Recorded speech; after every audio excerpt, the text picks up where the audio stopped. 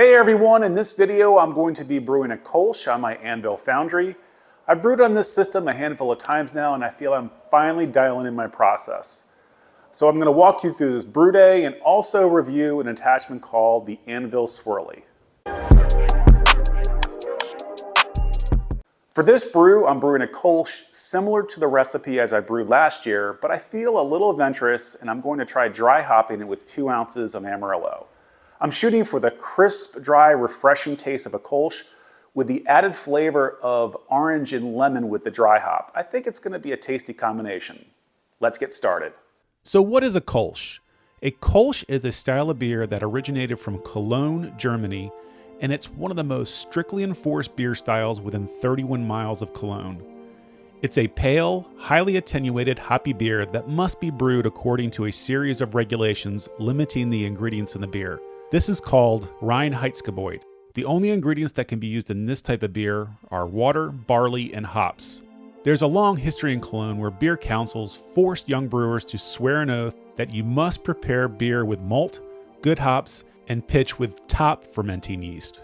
As recent as 1986, breweries agreed on what's called Kölsch Convention, which outlined the Kölsch brewing process.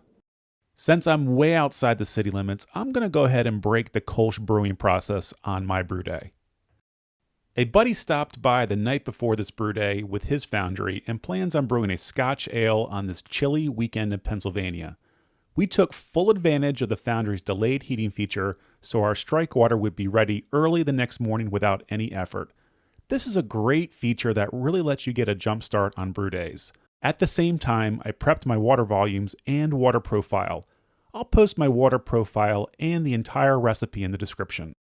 For my grain bill, I measured all my grains a week earlier so I was ready to crush my grains on this Brewday. I crushed my grains so most of the grain husks were intact for better filtering during mash. My grain bill consists of 7 pounds 6 ounces of German Pilsner 2-row, 10 ounces of Vienna malt, 8 ounces of Carapils, 8 ounces of Munich malt, and a half a pound of rice hulls. Next, I started to mash in. If you're new to homebrewing, this is part of the brewing process when you extract fermentable sugars from the grains. The water temperature determines what type of sugars are extracted. Mash temperatures typically range from 146 to 156 degrees Fahrenheit. The lower end of mash temperatures results in a lighter body, crisp, dry finish. The other end of the temperature spectrum results in a full body, rich, sweet finish.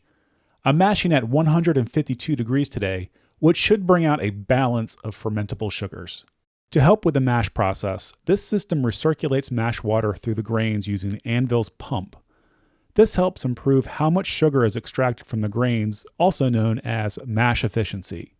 I use a software called Beersmith to create my recipes. It's a great app that really helps me create recipes and manage my brew days. One calculation that's super helpful is the water volume. Based off my current equipment profile and grain bill size, I need 2.88 gallons of water for the mash. I'm going to slightly increase my water volume for my next brew because the mash consistency was a little thick and my wort volume was a little low while I recirculated the mash over the 60 minutes. After I set up my mash, I started heating my sparge water. Sparge just means rinsing the mash grain bed to get all the sugars out of the mash. I set my sparge temperature to 170 degrees so it will be ready at the end of the mash. After 60 minutes, I lifted the grain basket out of the foundry and rested it on the side of the kettle. I then ran the sparge water on top of the grains and let it filter through the grains until all the wort was drained into the boil kettle. Right before the wort started to boil, I added a few drops of Firm Cap S to prevent boilovers. This liquid prevents foam formation by reducing surface tension. It's completely removed from the beer after fermentation by yeast and filtration. For this recipe, I'm using Hallertauer Mittelfrüh for both bittering and aroma hops. It's a German noble hop that has a spicy, herbal, complex aroma and produces a smooth bitterness. I added 1.5 ounces at 60 minutes, a half an ounce at 15 minutes, and 0.75 ounces at 5 minutes. Once my boil completed, I added my cooling coil and an attachment called a Swirly and started to cool down my wort to pitching temperatures. Here is the Swirly. It's basically a whirlpool arm that fits over the side of your kettle. And in combination with a pump, you can pump wort through this tube back into the kettle, making a swirling motion within the kettle. This can be used in a couple different ways.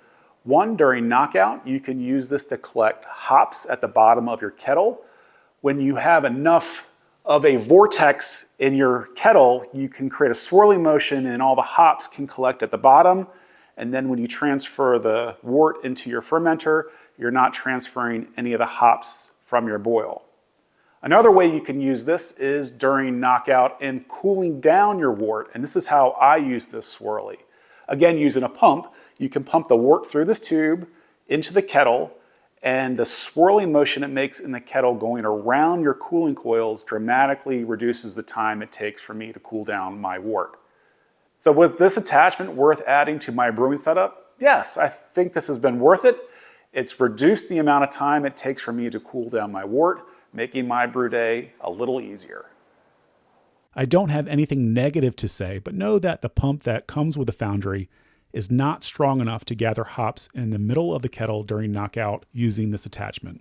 If you're enjoying this video, make sure to hit that like button and subscribe to be notified on future videos. Back to the brew day. Cooling down my wort took about 10 minutes, which is pretty quick. I transferred the wort to my bucket fermenter and placed it in my fermentation chamber. I used White Labs Kölsch yeast.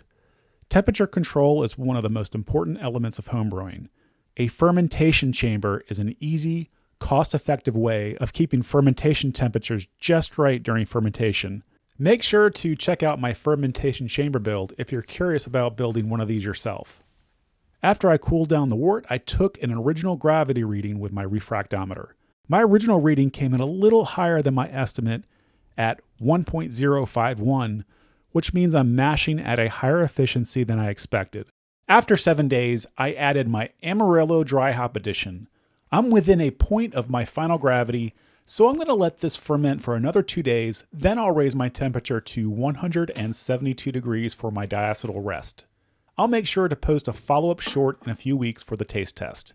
That's it for this video. I'm looking forward to drinking and sharing this Kölsch for the upcoming Super Bowl. See you next time.